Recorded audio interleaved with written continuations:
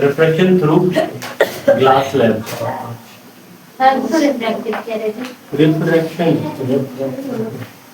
Through glass slab, इसको lateral displacement भी बोलते हैं।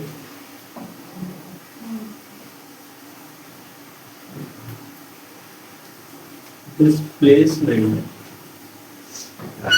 लेटरल डिस्प्लेसमेंट, ठीक है। डेरिवेशन सर हाँ थोड़ा दिख नहीं रहा ठीक है, लिख दिया, लिख दिया। है ऐसे कैसे नीचे लिखी कोई बच्चा देखे क्या कहेगा। डेरिवेशन ये तो लिख रहे क्या कहेगा? बच्चे ने ऊपर ही लिखा है यार, ग्लास ऊपर वाला दिख रहा नहीं है, स्लैब दिख रहा है। ग्लास का दिख रहा है। अभी भी नहीं। ये ग्लास का दिख रहा है। ग्लास स्लैब लेटरल चलो ओ कौन सा डेरिवेशन हो गया? पांचवा होगा। चौथा चौथा है। चलो सुनो, अब कराते हैं। मैंने ले लिया एक ग्लास स्लैब लिया, ग्लास स्लैब से इसको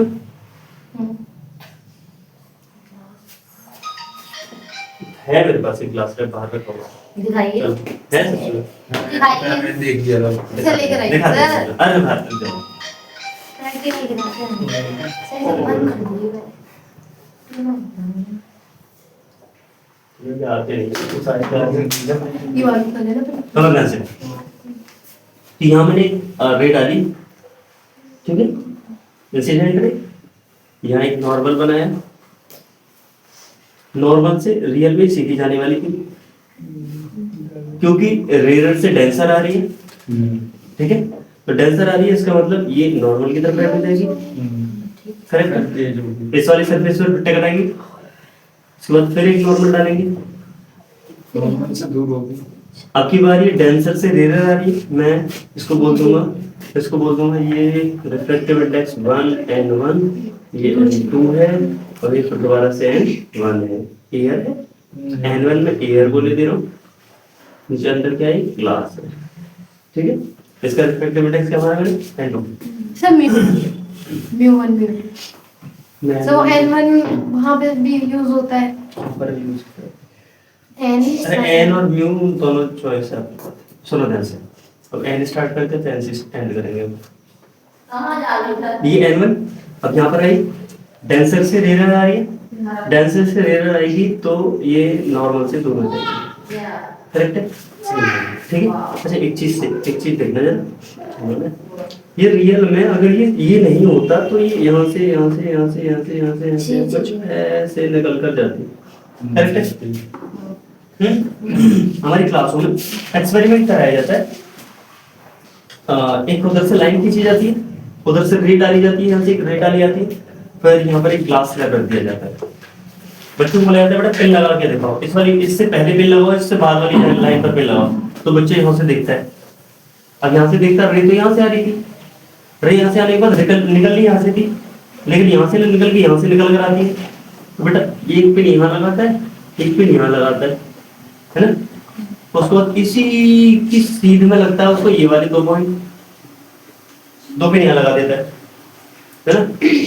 ये वाली ये पिन सारी एक ही लाइन में दिख रही है उसको, बस है। फिर बाद में सट के देखता है वो देखो और पिन तो गड़बड़ लगा दी, इसको हटा के लगाओगे तो रे यहाँ से जाएगी तो फिर यहाँ लगाई जाएगी। इसका मतलब ये है कि हमारी जो रे है, जो इंसिडेंट रे है, ग्लास स्लैब रखने पर थोड़ी सी क्या हो जाती है, शिफ्ट हो जाती है, क्या हो जाती है, थोड़ी सी शिफ्ट हो जाती है, ठीक है।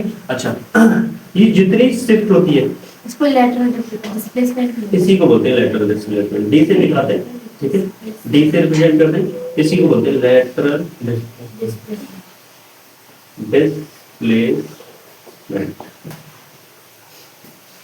Lateral displacement. अब क्लियर है, ठीक है।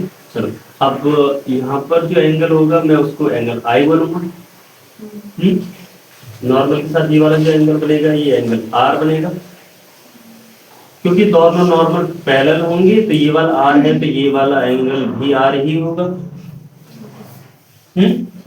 अच्छा यहाँ जो ये वाला एंगल बनेगा ये, इसको इमर्जेंट एंगल बोलते हैं। डबल रिफ्रैक्शन 1 2 3 4 रिफ्रैक्शन के बाद कोई रे निकलती है तो वहां जो एंगल बनाती है उसको फिर दोबारा से रिफ्रैक्टेड एंगल नहीं बोल लेते, सर कहाँ पर? इमर्जेंट एंगल का। ये आर है, ठीक है, ये ई हो गया। अच्छा एक बात समझते हैं, पहले समझते हैं कि इनमें रिलेशन है क्या। इनका तो रिलेशन पता है मुझे, इनका तो रिलेशन पता है, स्नेल्स लॉ से पता है, इनका भी पता है, इसका और इसका कोई रिलेशन है, चेक करके देखते हैं। फिर ये बनाया तुम? क्या होता है, ये है ये वाली लो। ई इमर्जेंट एंगल। अच्छा एक और चीज, इस वाली रे को बोलते हैं इंसिडेंट रे, इंसिडेंट रे, ठीक है। ये जो है ये रिफ्रैक्टेड रे है, रिफ्रैक्टेड रे। ये वाली जो रे है इमर्जेंट रे, इमर्जेंट रे। ये जो एंगल बना हुआ है इमर्जेंट एंगल, इमर्जेंट एंगल। बात क्लियर? अब लिखने पे कम ध्यान दो, यहाँ देखो जरा, यहाँ पर मैं स्नेल्स लॉ लगा रहा हूँ, है ना? तो लिखेंगे Snell's law, Snell's law at first surface, first surface. Snell's law क्या होता है बेटा? इसका रिफ्रैक्टिव इंडेक्स और इसका और इसका एंगल साइन के साथ, इसका रिफ्रैक्टिव इंडेक्स और इसका एंगल, ठीक है। चेक करते हैं, ऐसा होता है रियल में n1 sin i equal n2 sine आउट। sin r, और ये बिल्कुल परफेक्ट बैठता है। इसका reflective index n1 sin i, इसका n2 sin r। कोई डाउट है नहीं? चलो ठीक है, इसको मैं इक्वेशन नंबर 1 बता देता हूँ, ठीक है। आगे देखो, मैं स्नेल्स लॉ लगा रहा हूँ सेकंड वाले सरफेस में, दो बार रिफ्लेक्शन हुआ है ना, यहाँ भी होगा, ठीक है। तो लिखेंगे Snell's law at second surface, Snell's law at second surface. दूसरे वाले सरफेस पर लगाते, तो दूसरे वाले सरफेस से जरा देखना एंगल, ये क्या रिफ्लेक्टिव इंडेक्स है n2, ठीक है, n2, और साइन के साथ एंगल कौन सा आएगा? R1 साइन r, r ये थे दोनों, हाँ। r1 नहीं रखा था, r ये रखा था, ठीक है, इक्वल। ये नीचे वाला रिफ्लेक्टिव, इसका इंडेक्स क्या है? Reflective index, reflective index N1 sin n1, n1 angle sin e, sin e, ये सेकंड इक्वेशन। बात क्लियर? फर्स्ट वाली इक्वेशन और सेकंड वाली इक्वेशन में ये वाले पोर्शन देखो, ये दोनों, ये देखो, ये n2 sin r, n2 sin r equal है। तो अगर इसके ये इसके बराबर है तो ये इसके बराबर इसके होगा, बराबर होगा। है ना? ठीक है। और ये इसके बराबर है तो ये वाला इसके बराबर होना चाहिए। तो लिखेंगे from equation 1 and 2, from equation 1 and 2, पहली और दूसरी इक्वेशन से देखो। पहली इक्वेशन में ये इसके बराबर रखना है, लिखेंगे n1 sin i equal n1 sin e। n1 से n1 काट देंगे, यहाँ sin i equal sin e, sin i equal sin e। अगर कंपेयर करेंगे तो यहाँ भी sin, यहाँ भी sin, ये sin बराबर है, तो i किसके बराबर हो गया? e के बराबर। i जो हो गया वो e के बराबर। क्या मतलब इसका कि इंसिडेंट रे जिस एंगल पे आ रहा है, जिस एंगल पे इंसिडेंट रे ये वाली एंगल पे आ रही है, उतने ही एंगल से निकल कर जाएगी। मतलब ये बिल्कुल बस ऐसे शिफ्ट होती है, होती कैसी है? बिल्कुल पैरेलल, है ना? कैसी होती है? बिल्कुल पैरेलल होती है। अगर ये दोनों एंगल बराबर होंगे उससे बहुत ज्यादा पैरेलल होगी, ठीक है। तो ये क्या रिप्रेजेंट करता है? It define that, it defines that incident ray, incident ray is parallel to emergent ray, emergent. ये बात क्लियर? इसके बाद आगे देखो, डायरेक्शन कर ले। कर लिए थे। रुक जाओ। चलो आगे बढ़ते हैं।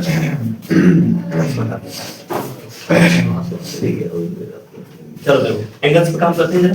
ये बताओ मुझे, इसको मैंने नीचे बढ़ाया यहाँ से यहाँ तक, ऐसे ऐसे ऐसे ऐसे। मैंने इसका नाम रखा, मैंने इसको बोल दिया एन, इस वाले पॉइंट को एन बोला और इस वाले पॉइंट को एम बोला, ठीक है। इसको मैंने ओ बोल दिया, ठीक है। अब सुनना करते हैं, ट्रायंगल बन गया। बिल्कुल एक ये ट्रायंगल बना है, ठीक है, ये वाला ट्रायंगल और एक ये वाला ट्रायंगल, जिसमें एक में यहाँ 90 डिग्री और एक में इसमें यहाँ 90 डिग्री है, ठीक है। दूसरी चीज ये है कि एक बात बताओ, ये वाला एंगल, ये एंगल कितना होगा, ये वाला एंगल कितना होगा, ये कौन से देखो कैसे पता लगा, कैसे पता लगाया आपने, ये नॉर्मल बनाया था। अगर ये ऐसे जाती तो ये वाला एंगल, ये आर वाला माइनस आर माइनस बराबर होता है ना, ये आई होता, ये भी आई हो जाता। लेकिन हमने क्या किया, हमने इसमें से एक एंगल पास कर आई दिया, माइनस आर, तो ये आर कर दिया, तो ये बचा कितना, आई आई माइनस आर के बाद क्लियर, ठीक है। तो ये वाला जो बचा हुआ एंगल ही कितना, आई माइनस आर, गुड आउट। चलो काम करना स्टार्ट करते हैं, ठीक है। कौन सा वाले ट्रायंगल में, इस वाले ट्रायंगल, इस वाले ट्रायंगल, ये देखेंगे तुम ट्रायंगल एम, इसका नाम लिख दो एक्स, एम एक्स एन, ये triangle M X N, M X N triangle में हम साइन निकालेंगे, साइन आई माइनस आर, साइन की वैल्यू निकालते हैं, ठीक है।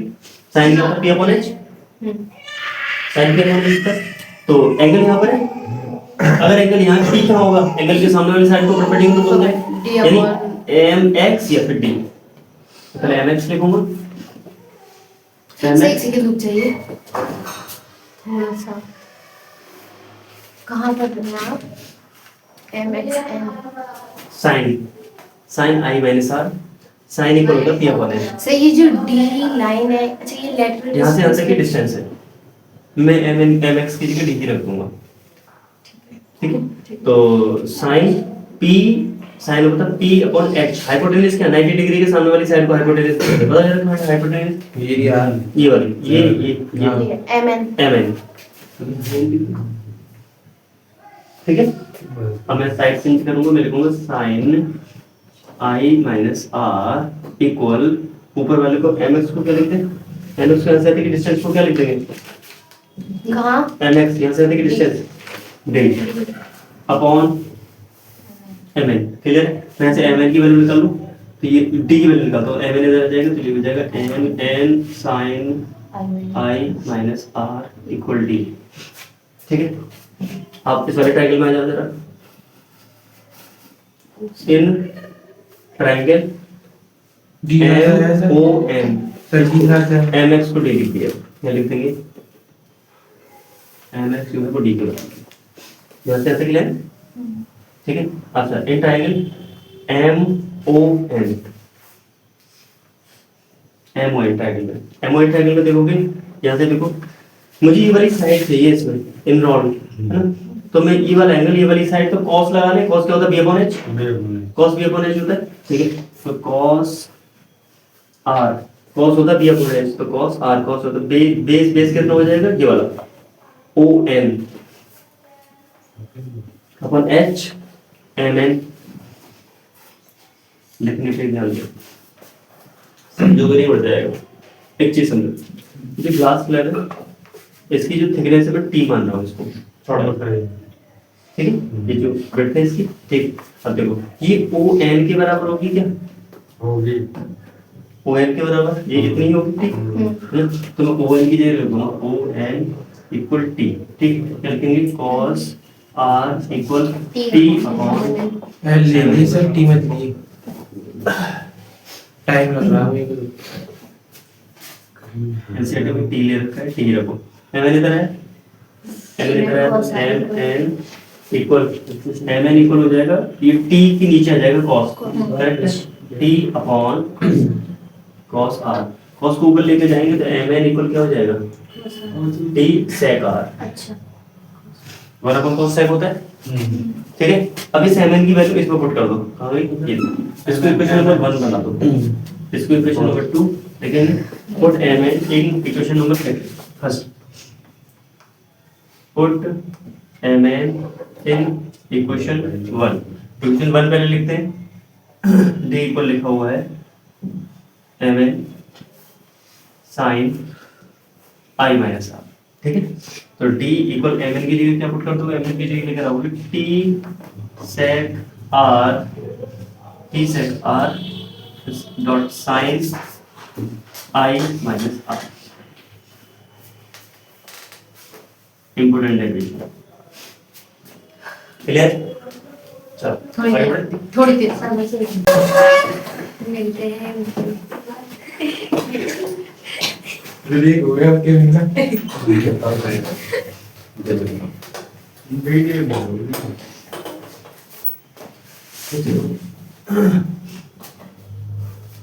टोटल इंटरनल ग्रेजुएशन हो गया सर वो तो पूरा है ना? टोटल इंटरनल रेजिस्टेंस टोटल नया topic? इंटरनल रिफ्लेक्शन नया टॉपिक? Total internal reflection. देखो टोटल इंटरनल रिफ्लेक्शन होने के लिए ना कुछ कंडीशन जरूरी है, अगर वो कंडीशंस होंगी तभी टोटल इंटरनल रिफ्लेक्शन होगा, ठीक है। तो पहले टोटल इंटरनल रिफ्लेक्शन लिखने से पहले मैं थोड़ा सा चीजें समझा दूं कि होता क्या है। मान लेते हैं कि मैंने कांच का जार ले लिया, चार यहाँ पर मैंने लाइट रखी, ठीक है। तो थोड़ी लाइट ऐसे निकल रही है ऐसे ऐसे, ठीक है। बार में यहाँ पर गई है, नॉर्मल डाला, डेंसर से रेयर जा रही है, ठीक है। ये एयर है और ये पूरा ग्लास समझ लें या वाटर समझ लें, जो भी समझ लें, ठीक है। वाटर समझ लें, ठीक है। बोर्ड में खराब हो जाए मतलब वाटर से एयर में जा रही है तो सीधी ना निकल के नॉर्मल नॉर्मल से दूर जाएगी। ऐसे हो जाएगी, ठीक है। मैं थोड़ा सा तो ये देखो मैंने यहाँ से ले जाकर यहाँ डाला, यहाँ पर एक नॉर्मल। तो जो सोच के देखो ये वाला एंगल और ज्यादा टेढ़ा हो गया, तो फिर ऐसे तो जानी थी, अब ये ऐसे जाएगी,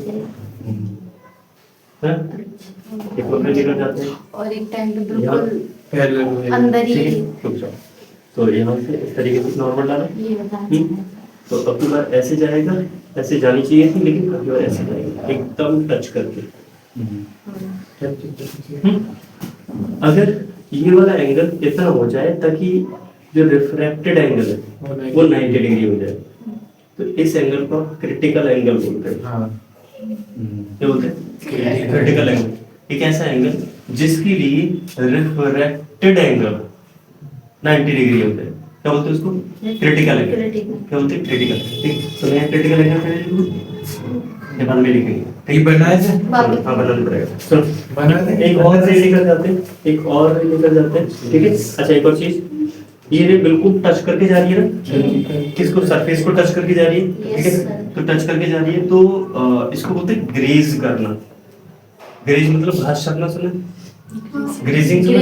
हाँ हाँ, वही ग्रेज करना। तो ये जो ये रे है बिल्कुल सरफेस से टच होकर जा रही है ना? इसीलिए इसको ग्रेजिंग इमरजेंस भी बोला जाता है। क्या बोलते हैं? ग्रेजिंग इमरजेंस, ठीक है। तो मैं दो तीन पॉइंट डाल दूं पहले तो, ठीक है। क्रिटिकल एंगल, बना लेना सर ये क्रिटिकल एंगल, इसको आईसी से रिप्रेजेंट करते हैं, ठीक है। When for any an incident angle, an incident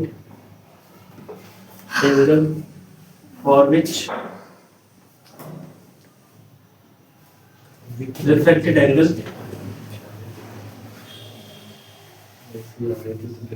refracted angle is right angle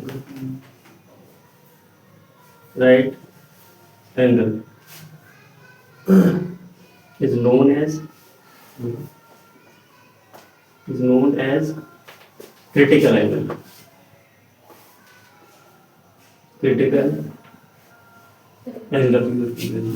is denoted by IC it is denoted by IC.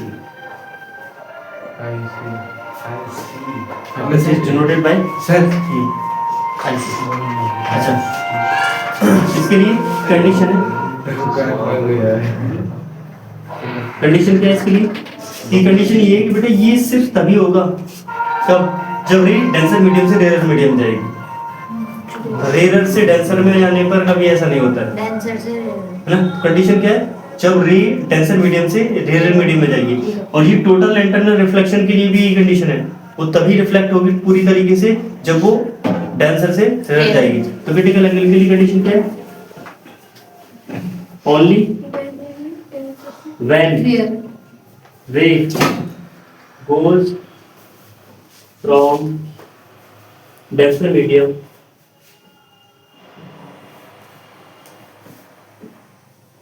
to rarer medium. ठीक है?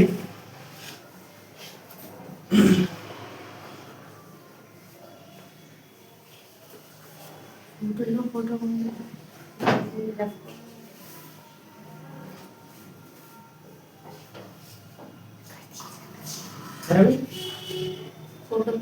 कर दीजिए।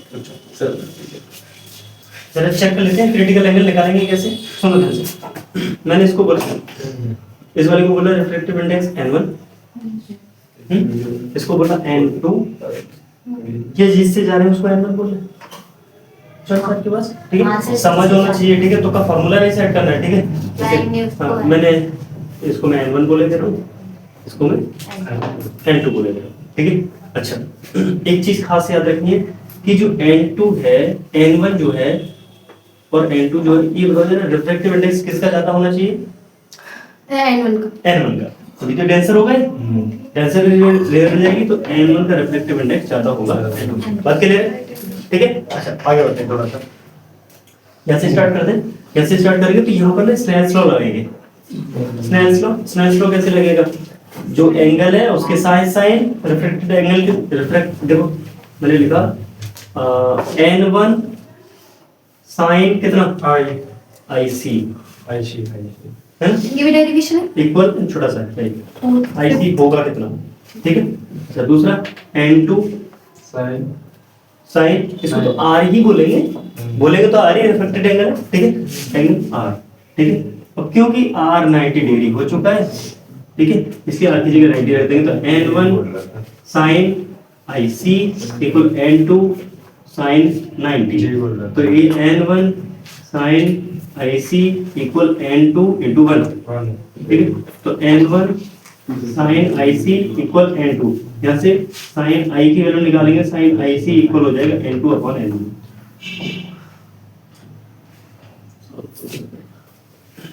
ये तो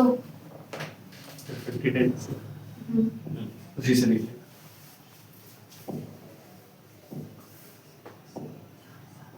ठीक है।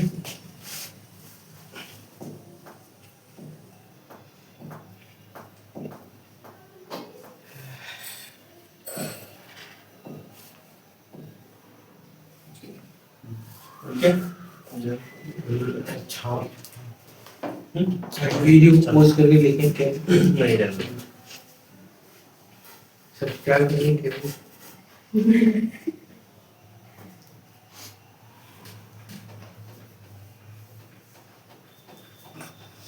बढ़ जाए। बस चलो। विकास हो गया। मैंने बोला एक क्वेश्चन करके दिखाओ, इसको हटा देते हैं, टोटल इंटरनल रिफ्लेक्शन समझ जाए, जरा हटा दो इसको। सर ये लास्ट में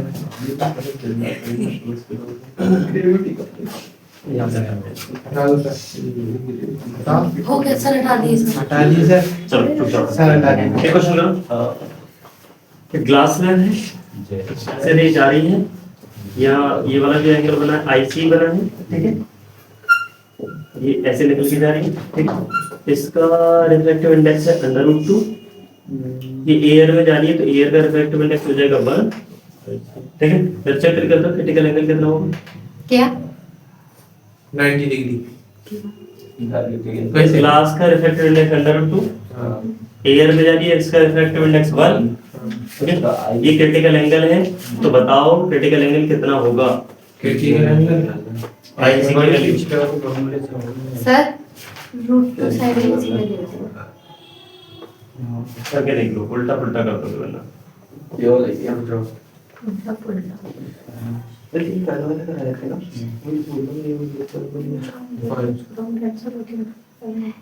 सी n2 ये वाला है ना अंदर क्लास के अंडर रूट 2 n2 हाँ अंडर रूट अंदर वाला है।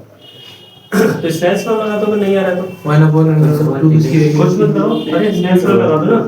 आईसी देखो, इसका अंडर रूट, इसका रिफ्रैक्टिव इंडेक्स इनटू इसका एंगल sin इसका इक्वल इसका रिफ्रैक्टिव इंडेक्स इनटू इसका एंगल कितना होता है?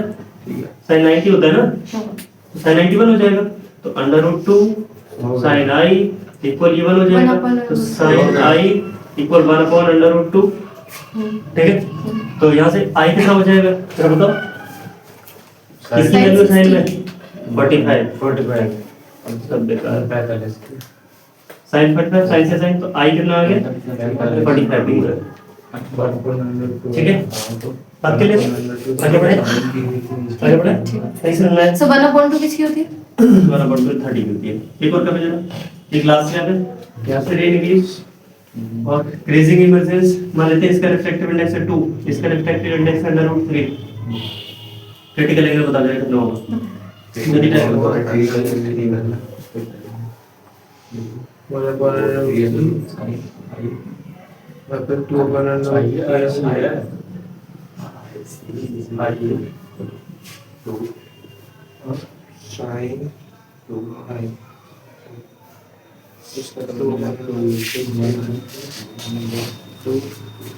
साइन रूट 3/2 किसकी वैल्यू होती है? 60 sin 60 अंडर रूट 3/2 किसकी वैल्यू है?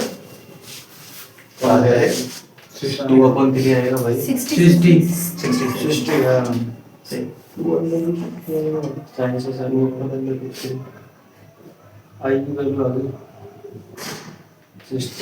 सर कैसे करना है इमेज समझ इसमें पहले ऊपर वाला लिया देखो बेटा, इसके एंगल के साथ ये होता है ना, n1 sin i equal n2 sin r, ये होता है। तो बेटा मैं यहाँ से स्टार्ट कर रहा हूँ। रिफ्रैक्टिव इंडेक्स n1 कितना है? अंडर रूट 3 है। sin i एंगल कितना रखेंगे? sin ic इक्वल इसका रिफ्रैक्टिव इंडेक्स 2 इनटू इसका एंगल कितना है? 90 डिग्री, तो sin 90। ठीक है, अब इनकी तो under root 3 sin ic equal ये 2 हो जाएगा, ये नीचे आ जाएगा, तो यहाँ से अंडर रूट 3 नीचे आ गया। साइन में चेक कर लो किसकी वैल्यू होती है? तो sin ic इक्वल sin 60। हाँ बताओ। 2/3 होती है, रूट 3/2 होती है। अंडर रूट 3 गलत हो गया, इसका मतलब मैंने गलत वैल्यू रख दी थी। हाँ वो वैल्यू पर नीचे तो वही गलत थी। मैं वही कर रहा था, ये गलत कर रहा था। क्वेश्चन ही गलत लिखा सर। कोई गलत नहीं। हाँ, तुम्हारी गलती नहीं है बेटा। मेरा हो गया। चलो तुम गलती कर ही नहीं सकते। चल देखो, चल देखो, sin ic इक्वल यहाँ से बचेगा अंडर रूट 3 नीचे आ जाएगा 2। साइन में किसकी वैल्यू 60 की, sin ic equal sin 60। sin से sin खत्म, ic इक्वल 60। सर मान लो वैल्यू ऐसी है जैसे रखी तो क्या तो फिर एक्ट रखेंगे, रिवर्स लगा के रख देंगे, छोड़ देंगे। एग्जैक्ट वैल्यू तो नहीं पता ना, उस पर एग्जैक्ट वैल्यू नहीं होती है। जैसे अगर ऐसी आती कि sin ic इक्वल 2/√3 होता, ये तो किसी की वैल्यू होती नहीं है, इस वाली वैल्यू नहीं फॉर्मूले होती से है। एक आध सवाल ic जवाब दो। इक्वल लगा देते sin इनवर्स 2/√3 ऐसे। ठीक ठीक है, चलो हटा इसको। अब डालो मत, पहले देख लो कि जैसे जैसे हम लगातार एंगल बढ़ाते जा रहे थे, ये वाला एंगल इतना रखा तो यहाँ ये इतना वाला एंगल रखा तो ये ग्रेज करके गई। ठीक है, हम एक और रे लेकर जा रहे हैं, ये रे यहाँ तक है ना। अब जैसे जैसे ये एंगल बढ़ता जा रहा है, गौर से देखो, जैसे जैसे ये एंगल बढ़ता जा रहा है, जैसे जैसे इतना था तो इतनी बैंड हुई, इतना हुआ तो और ज्यादा बैंड हुई, इतना अगर अब और ज्यादा हो गया तो अब क्या होगा, ये बाहर निकलेगी नहीं, मतलब अंदर ही है। टच करके अंदर ही आ जाएगी। ठीक है, सरफेस को टच करके दोबारा से वापस आ जाएगी। इसको बोलते हैं टोटल इंटरनल रिफ्रैक्शन में रिफ्लेक्शन, ठीक है। Total internal reflection. अच्छा, टोटल इंटरनल रिफ्लेक्शन कब होगा? जब इसका इंसिडेंट एंगल, ये बताओ, ये वाला एंगल बड़ा होगा, ये वाला?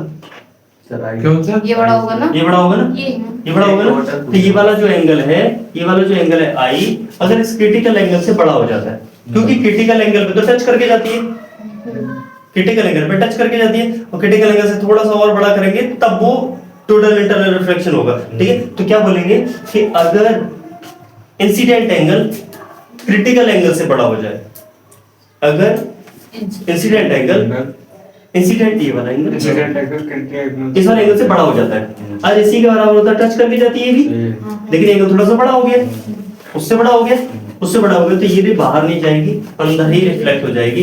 इसी को टोटल इंटरनल रिफ्लेक्शन बोलते हैं। नहीं आई समझ? है ना? देखना स्टार्ट करें, देखना देखो। When ray travel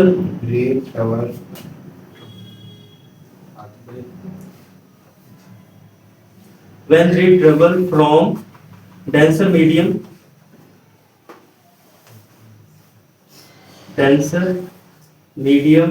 to rarer medium,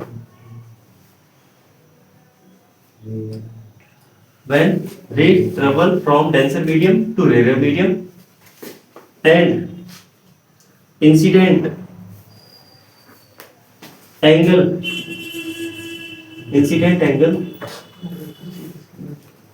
is greater than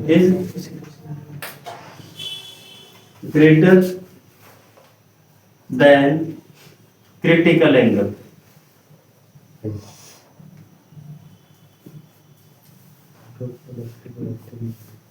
तब the ray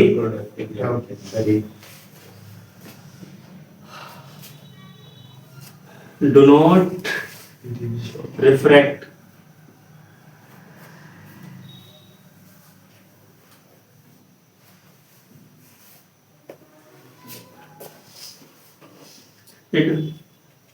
it bounce back in the same medium, it reflect in the same medium, na?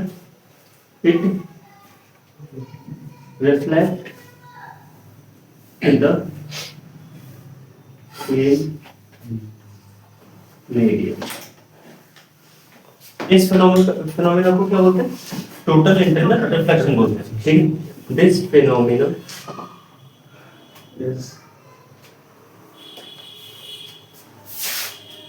is known as total internal reflection. Total internal reflection को TIR भी बोल देंगे, total internal reflection, ठीक है।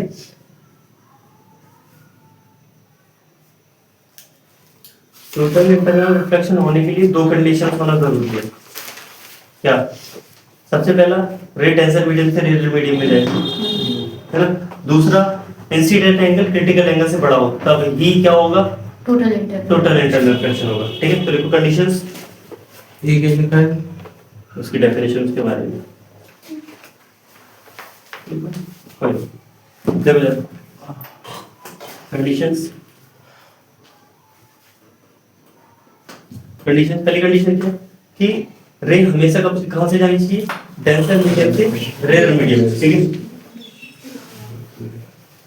रे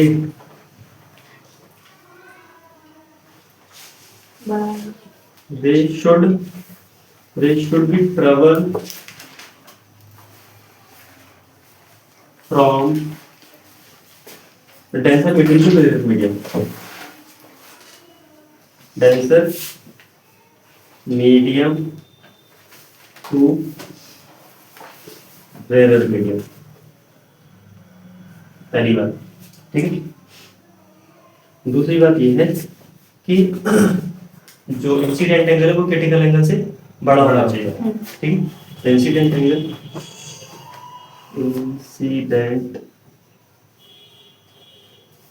angle, the incident angle should be greater than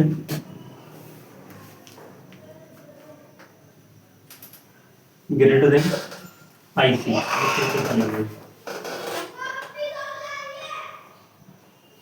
critical है, ठीक है।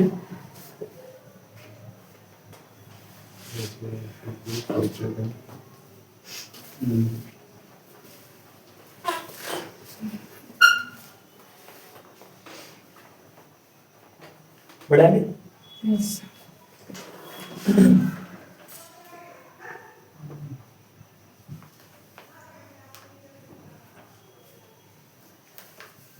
देखो application of total internal reflection, applications of, हटा दो इसको हटा दो, चलो applications of total internal reflection.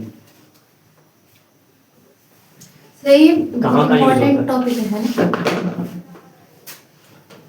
Application of TIR लिख रहा हूँ, टोटल इंटरनल रिफ्लेक्शन, ठीक है। चलो सबसे पहला काम, जो डायमंड होता है, हाँ डायमंड इतना साइन क्यों करता है, ठीक है, साइनिंग ऑफ डायमंड।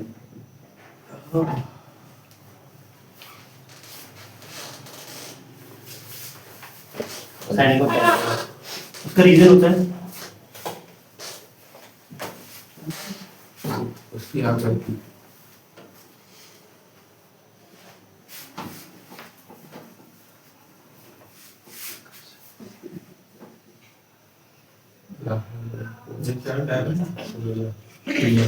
तोड़ दिया टूट गया यार। चलो जो किया ठीक है। सर तो सही लगता है। डायमंड जो होता है एक साइन, बहुत साइन वाला पत्थर होता है, ठीक है, बहुत साइन वाला, ठीक। कहाँ से निकलता है? निकलता है किसके अंदर से? कोयले के खान से, ठीक है, खान से निकलता है, ठीक। हमें क्या करना होता है उसको, अच्छा जब तक आप उसको पॉलिश नहीं करवाते हैं, जब तक आप उसको शेप नहीं देते हैं, तब तक वो ये वाला काम नहीं करता, ठीक है, वो जो चमकने वाला काम नहीं करता है, ठीक है। सुनो, तो हम जो जब उसको कटाई करवाते हैं, ठीक है, तो वो एंगल होता है वो उस एंगल से काटते हैं कि वो हमेशा क्रिटिकल एंगल से बड़ा होता है। इस तरीके से काटते हैं कि जब भी रे उसमें एंटर होती है तो वो जो रे है वो रिफ्रैक्शन के बाद निकलती नहीं है बाहर उससे, टोटल है वो जैसे री एंटर हुई, अब सामने वाले सरफेस पे तो डिपेंड करता है, वो अगर ज्यादा बेंड हो रखा है तो फिर क्रिटिकल एंगल से बड़ा हो जाएगा, ठीक है। तो उसको इस तरीके से काटा जाता है ताकि ये जैसे एंटर हो उसमें, ठीक है, और वो रे एक ट्रैप टाइप में फंस जाए, यहाँ से जाए सामने वाले सरफेस पर इतने एंगल से टकराए ताकि वो क्रिटिकल एंगल से बड़ा हो जाए। अब जब वो क्रिटिकल एंगल से बड़ा हो जाता है तो वो रे बाहर नहीं निकलती है, अंदर आ जाती है दोबारा से टकरा के। दूसरा वाला सरफेस भी उसी हिसाब से डिजाइन हो रखा है, ठीक है, तो वो फिर वहां से बाहर नहीं, इस तरीके से टकरा और अंदर रहती है, ठीक है। सबसे पहले सिर्फ किसके साथ होते थे? सबसे पहले इसके साथ डायमंड के साथ हुआ करता है, ठीक है। अब तब से कुछ टाइम पहले से हमने फिर आर्टिफिशियल डायमंड बनाना स्टार्ट किए इसी पद्धति पर, पद्धति से अरे इसी तरीके से बनाए जाते हैं। अब जो आर्टिफिशियल जितनी भी चीजें बनाई जाती है वो इसी तरीके से बनाई जाती है ज्यादा शाइनिंग करने के लिए, कि उनके जो जो कोर्स है, जो किनारे हैं, वो इसी तरीके से डिजाइन किए जाते हैं ताकि वो जो एंगल है, जो रे है, वो इस तरीके से अंदर वाली सरफेस पे जाके पड़े कि वो क्रिटिकल एंगल से बड़ा हो जाए, तो रे बाहर नहीं निकलती है, अंदर ही ट्रैप टाइप में फंस जाती है और पूरी में रोटेट करने के बाद निकलती है, ठीक है। चल रही तो शाइनिंग ऑफ डायमंड क्या लिखेंगे? इसमें कुछ लिखना है? सिर्फ क्वेश्चन ही पूछा था तो साइन ऑफ डायमंड क्यों इतना साइन करता है? The reason is total internal reflection. तुमने ये बता चलो ठीक है, चलो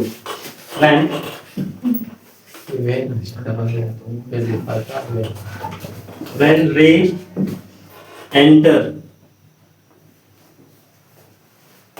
the diamond,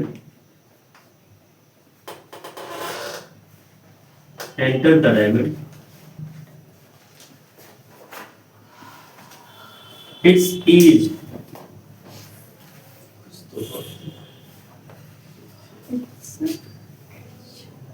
are designed such that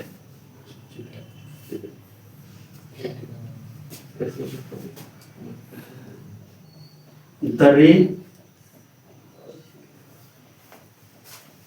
strike at the surface greater than critical angle. तब क्या होता है? Then ray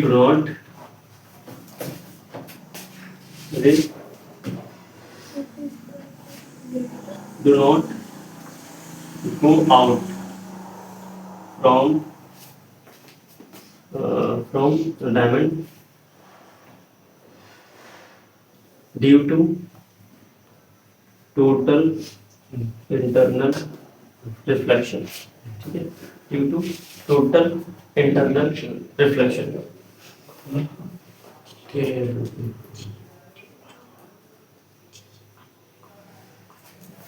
Okay.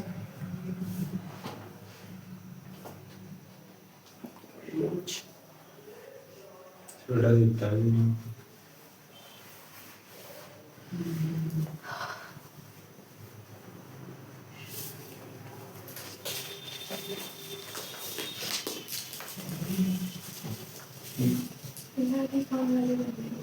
देखो लिखो मिराज मेरा मिराज हैं? कुछ तो होती है ना। सेंटेंस क्लास में दिए अगर आपने ये हो तो ये तो था देखो जरा मेरा इसको डालते पहले done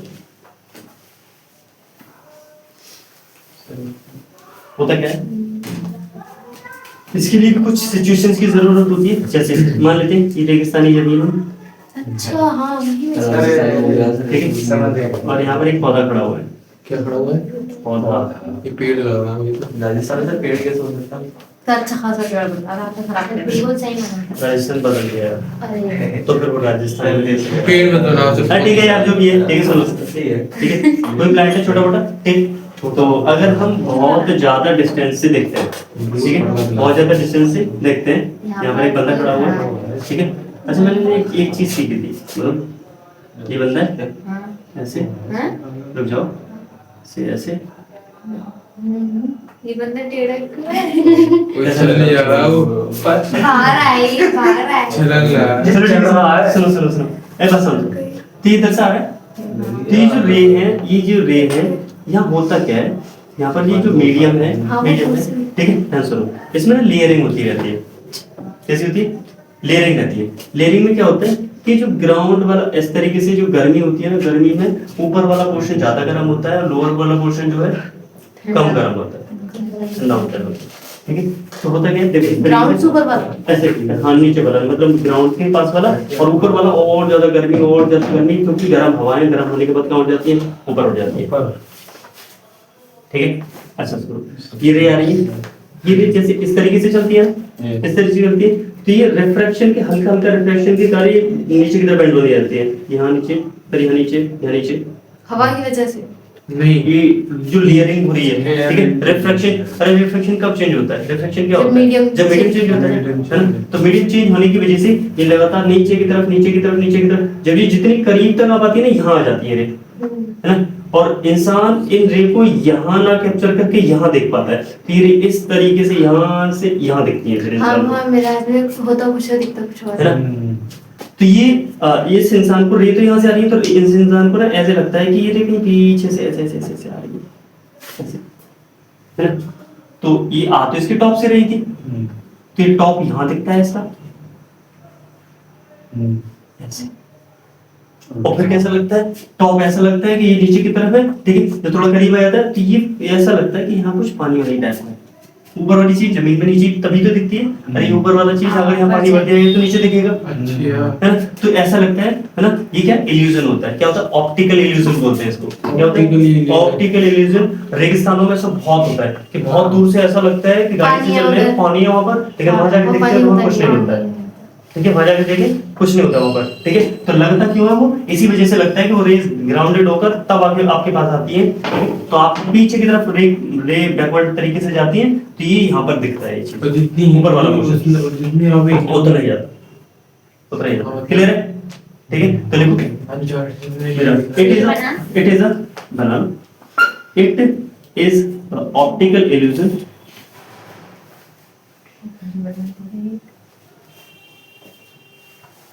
It is an optical illusion. Is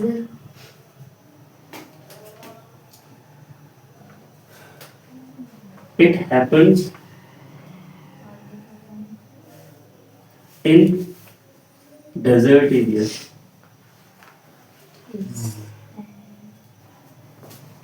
Or hot areas. सारे मतलब गर्म एरिया में गर्म एरिया करीब सहारा area. करीब ठीक है. It happens in desert area. In this phenomenon, hot desert में होता होगा ना ये ठंडे in this phenomenon, इसमें होता क्या है?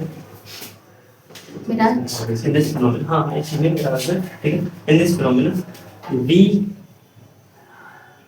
see an illusion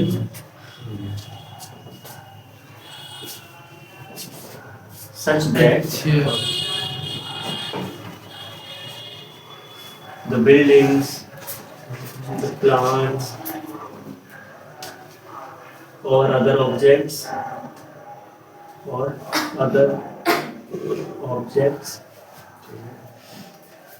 form their shadow. उसको shadow बोलते हैं. shadow बोलेंगे जो पानी में दिखता है आपका. उसको क्या बोलते हैं? अक्ष शेडो तो पड़ते ही होती है ना। अक्ष बोलते हैं अक्ष वो भी तो अच्छा ही समझ अक्ष अरे पानी में तो अपने आप को रिफ्लेक्शन दिखता होते है. सर जला तो अक्ष Reflection बोलते हैं होते हैं. अक्ष ठीक है. From their image. चाहिए हाँ इमेज ही लगती है सीधी बात Plant or other objects from their image in the water. In the ये वाला water. उस वाली मूवी क्या आ गई But there is no water. Sir हाँ. ऐसे होता है वो ये प्लांट है ये भी दिखता होगा मगर ये जमीन के अंदर है।